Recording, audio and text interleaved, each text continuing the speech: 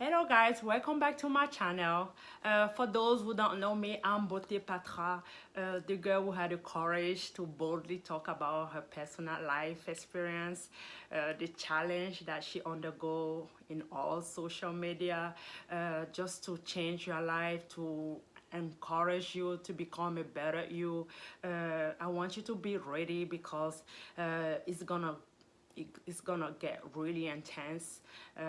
After the stress, we will start talking about other topic, very interesting. Trust me, you don't want to miss it. I want you to stay connected. Make sure you like and subscribe. Okay, now let's get on with the video. Today I'm gonna talk about how I have been bullied in high school, how I kind of like use a positive mindset and exercise to overcome these challenges. Guys, before I go into the story, I really want you to know that it really means a lot for me to use my own life experience as an example. It is really a pleasure for me to be able to touch and encourage many people, especially those who are facing difficulty time or going through many storms in their life. I came to the USA in the month of August. That were like 2 weeks before school started. The first week of September was the beginning of school. So I started going to school at Central High School in Newark, New Jersey. I had not even been in the state for a month. So my first day in school was a great experience and I was really excited. I completely forgot the fact that I couldn't speak English. I was impressed by the fact that students had to line up at the school entrance with a security checkpoint by the door where all students got checked before entering the school. So it was just like in the airport security checkpoint. I was like, what? Uh, to my surprise, as I was standing online, some boys in front of me got pulled. They got pulled over as soon as the alarm sounded. Gun and knife were removed from their pants by the security officer. Other boys were lined up with a huge radio playing music just like in the nightclub. Let me tell you a bit about Central High School. It was kind of like located in the ghetto of Newark, New Jersey, a very dangerous place, where most youth were in gang or drugs or alcohol. When I started school, boys were all over me, trying to convince me to be their girlfriend. They called me beautiful. They didn't know that I couldn't speak English. As I was trying to express myself, they know I wasn't from the state. And all of the sudden, they started calling me dumb. Another boy kept saying, how come a beautiful girl like that can be dumb? I just kept walking until I got to my classroom. They had me take special ESL classes to kind of like help me communicate and learn English faster. I had been pushed away as soon as they noticed that I couldn't speak English, especially the fact that I was from Africa. And as it wasn't enough, they even started teasing me and call me name, ask me about the lion, the elephant, all those wild animals. They even have a god to ask me if we have light in Africa. They thought I was coming from the jungle where I got to play with all those wild animals. Meanwhile, I had never ever seen those animals when I was in Cameroon. So I received all kind of insult. it took me about 5 months to be able to communicate English fluently.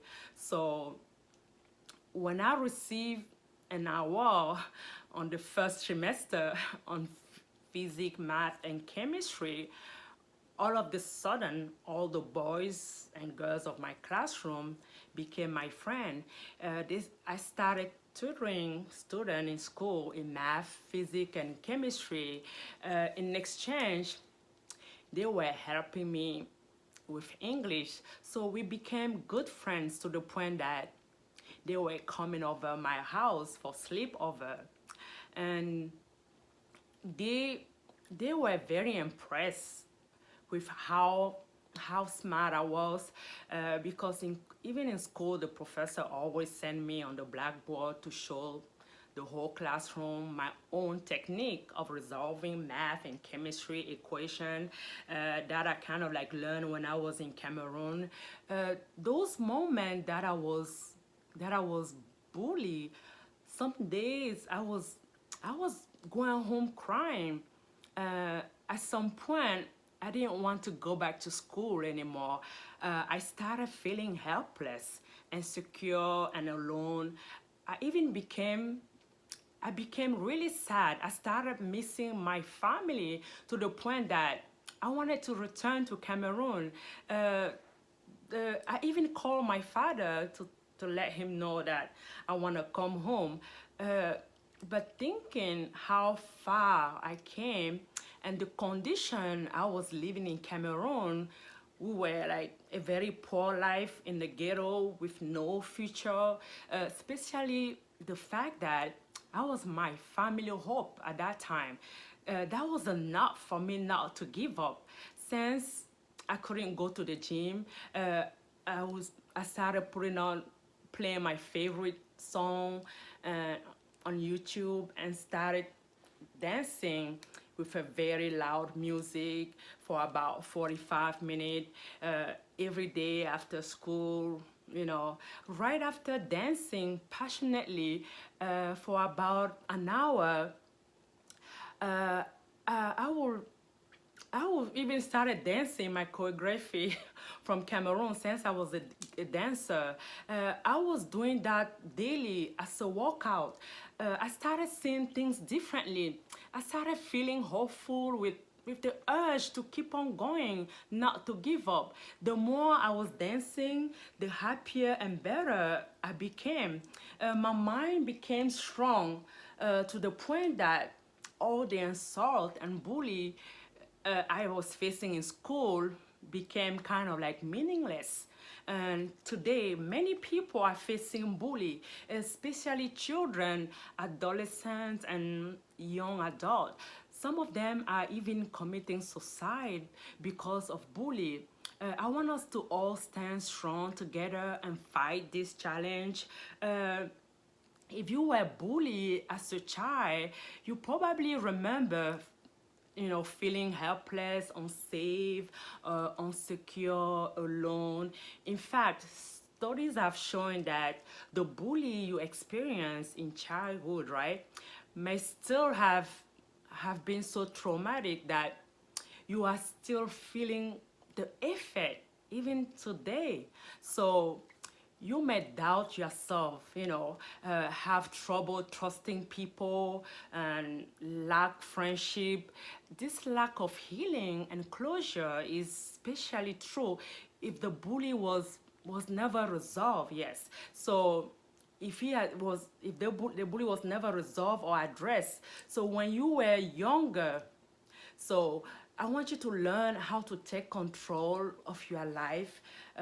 Even teach your children too how to take control of your own life. Guys, I'm going to share with you the 4 steps, to recover from the bully. The first one, you have to figure out first and acknowledge your feelings. For example, anger, despair, shame, or sadness. You have to do that first. And secondly, close your room and stay there alone and let yourself express that feeling. You can even cry, punch the sofa, pillows, break things. Whatever help you at that, whatever can help you at that point, just do it. Let your body do whatever it wants. So you can also write a journal, but the feelings move out faster if they are physically expressed, because emotion are stored in the musculature of the body. So when they cannot be expressed. So the number three, you have to tell yourself you can let go of that feeling.